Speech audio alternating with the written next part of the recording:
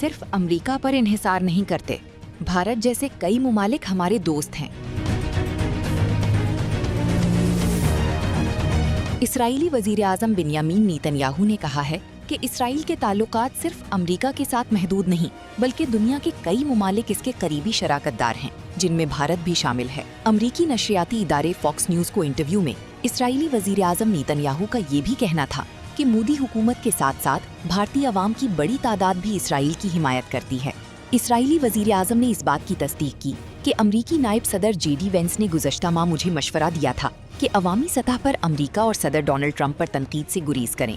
Netanyahu ने बकौल JD veins को जवाब बताया कि अगरचे अमरीका इसराइल का अहम इत्तेहादी है, ताहम इसराइल के दीगर मजबूत दोस्त भी मौजूद हैं और वो किसी एक मुल्क पर मुकम्मल इन्हिसार नहीं करता। इसराइली वज़ीर आज़म ने मजीद कहा कि भारत हमारे अहम दोस्तों में शामिल है। 1 अरब 40 करोड़ आबादी वाले इस मुल्क से मुझे सोशल मीडिया पर मुसलसल हिमायत के पैगामात मौसूल होते हैं, जिससे जाहिर होता है कि वहाँ इसराइल के लिए अवामी हिमायत मौजूद है। नेतन्याहू ने ये दावा भी किया कि बाज़ मुमालिक में इसराइल पर तनकीद करना एक रुझान या फैशन बन गया है, जिसकी बड़ी वजह आलमी मीडिया की इसराइल के हवाले से मनफी कवरेज है, जिसने अवामी राय को मुतासिर किया है।